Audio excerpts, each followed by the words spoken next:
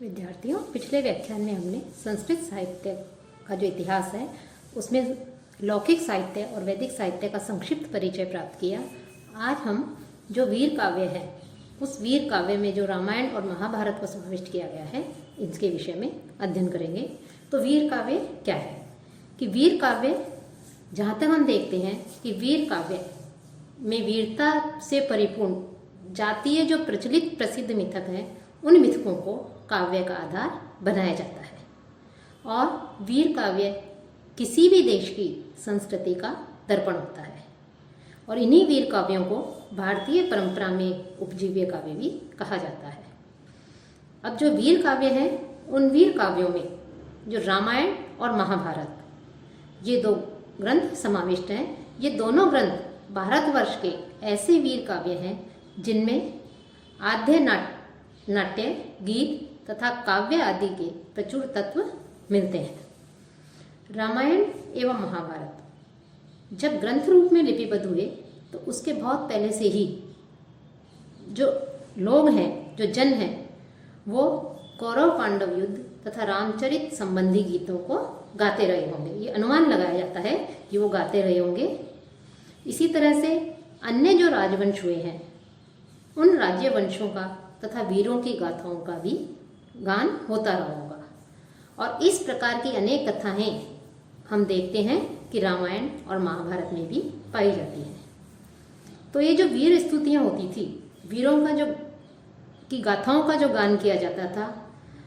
इन वीर स्तुतियों के रचयिता तथा प्रचारक सूत कहलाते थे कि उन्हें सूत कहा जाता था कि जो वीरों की स्तुतियाँ गाते थे, उनकी गाथाओं का गान करते थे, उनकी वीरता का वर्णन करते थे, वे जो है उसका प्रचार करने वाले वो प्रचारक सूत कहलाते थे, उन्हें सूत कहा जाता था। ये जो वीर काव्य हैं, इन वीर काव्यों के चरित्रों को सूत जाति के लोगों ने, जिन्हें सूती कहा जाता था, अपनी स्मृति में सुरक्षित रखा और सूत लोग इन्हें कंठस्थ करते थे। अर्थात ये जो वीर जो चरित्र होते थे, उन वीर जो गाथाएं होती थी वीरों की, राजवंशों की, वीरों की, इनकी गाथाओं को जो सूत जाति के लोग थे वो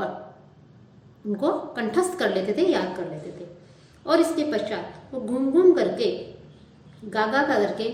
उनकी गाथाओं का, उनके वीरतापूर्ण कार्यों का, उन सब का जो है वो प्रचार करते थे, उसका वर्णन करते थे। और जो सूत होते थे, उन सूतों के अतिरिक्त एक ऐसा वर्ग भी था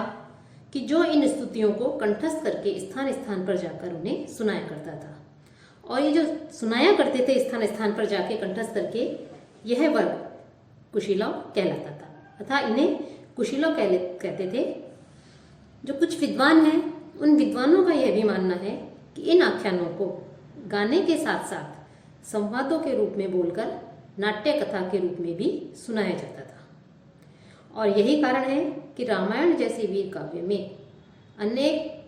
काव्य में जो तत्व हैं वो प्रचुर मात्रा में प्राप्त होते हैं। लेकिन इस आधार पर हम यह अर्थ नहीं लगा सकते कि सूतों तथा कुशीलवों द्वारा गाई जाने वाली इन्हीं वीर स्तुतियों को संग्रहित करके किसी महान कवि ने उन्हें रामायण और महाभारत का रूप प्रदान कर दिया। अर्थात जो सूत इन्हें गाते थे या कुशीलव जो वीरों का, राजाओं का, राजवंशों का, उनके चरित्रों का, उनकी गाथाओं का गुणगान करते थे, उनकी वीर स्तुतियों को का जो बखान करते थे, वर्णन करते थे, तो उस आधार पर यदि हम कहें कि उन्हें ही जो है वीर काव्य कहा जाता है और उन्हें ही रामायण और महाभारत का रूप प्रदान कर दिया गया, तो ये अनुचित होगा, ये नहीं कहा जा सकता। बल्कि वास्तविकता यह है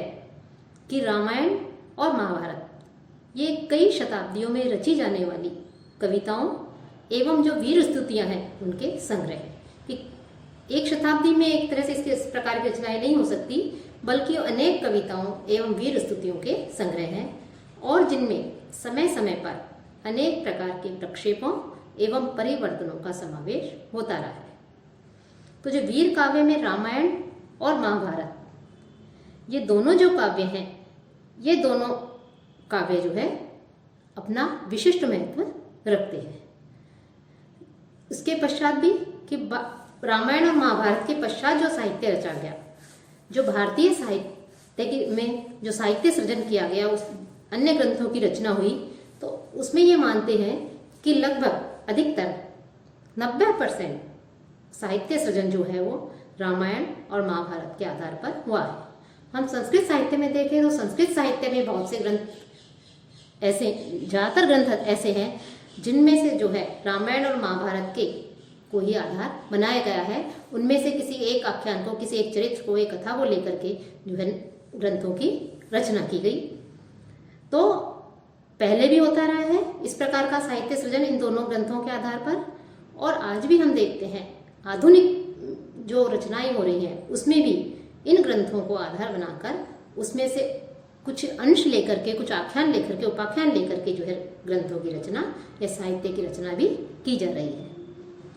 इन ग्रंथ, ये जो ग्रंथ सागर हैं, इन्हें सागर कहा जा सकता है क्योंकि इसमें बहुत सा ज्ञान, बहुत से ग्रंथ समाविष्ट हैं।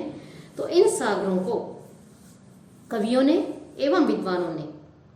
जितना अधिक इनको मथा है, अर्थात जितना इनका अध्ययन किया है, जितना इनका ज्ञान प्राप्त किया है, उन्हें अपने विचारानुकूल अब अन्य उतने ही उज्ज्वल रत्न प्राप्त हुए हैं। अर्थात जितना कवि जिससे बार बार अध्ययन करते हैं, बार बार इनको पढ़ते हैं, तो हर बार जो है उन्हें उसमें से कोई नई जो है ज्ञान होता है, नई चीज़ मिलती है, उसमें से नया ज्ञान प्राप्त होता है और उसको लेकर के जो है अपने ग्रंथों की रचना करते हैं। तो इस प्रकार से अपने विचार के अनुकूल जो वो प्राप्त करना चाहते हैं वो ज्ञान जो है उन्हें वहाँ से, ज्ञान रूपी जो उज्ज्वल रत्न है वो इन रामायण और महाभारत से